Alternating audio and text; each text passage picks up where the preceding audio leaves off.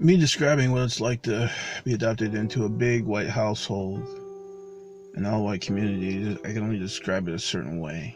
It's me being out of my mind. I was literally out of my mind.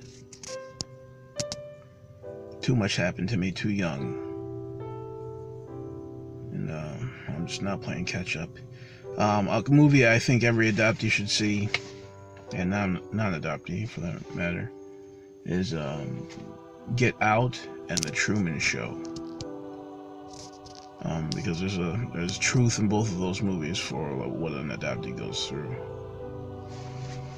I grew up with childhood friends that I loved. Steve, Matt, Joe, Sam. And I just remember the times when they began to change. Like we would hang out and play video games when I was younger, but when they started to date girls, white girls that sometimes threw around derogatory terms, and they started to see them more than they saw me, I started to hate white women, and then later started to hate white people in general. Because I loved them. I did. And then they started to change. And then I realized that white people viewed me a certain way, and then white people started acting a certain way, and then I started recognizing those behaviors between white people all around. When you're young, it's all good. You play together, you play video games, so when you grow older, sociology, psychology, I don't know, culture starts to set in. The culture that tells them that they're different than me and maybe they shouldn't be hanging out with me. The culture that places them on a different level than me in their minds. The time when society tells them that, hey, you're above this person because of your skin color. And when they just start drinking the Kool-Aid.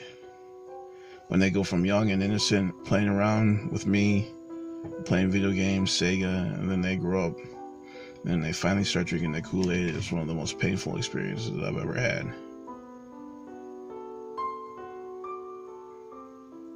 And I cut myself off. Because they change. They change into this monster, this stranger. This stranger that looks at me a different way. Because that's what they're told to do. I don't know, by their parents, by their white peers. So, I don't trust white people. But then after that, you realize how your adopted family really views you. So, it's like coming out of the fog, but it's like, it's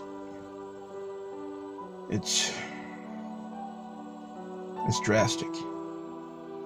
So you grow up and then you finally just take a gander at your whole adopted life and you realize how much of a fraud it is, and now you have to play catch up and finally figure out who you really are. By the time you do that, well, in my case, I'm 38. Just like the Truman Show, you live this false life. It's just like Get Out. You're in this crazy sunken place, struggling to get out. And when you do, you realize what I saw wasn't really how it was at all. These people are not who I thought they were. And I wasn't being myself the whole time. I forgot how to be myself. I never had a genuine emotion. And if I did, I was supposed to feel guilty about it. Because I was always supposed to be grateful. I was out of my mind. Going down the Oprah show, being in a big white house, being the only black kid in a whole white school. I was out of my mind, and I didn't know it. Now I look back, it was crazy. Damaged.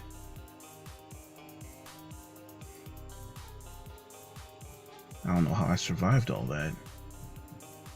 By the grace of good spirits.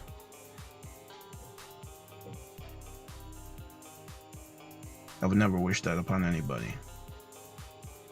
And then to grow up and to be further isolated by who you grew up with, by your own people, it's just a long nightmare.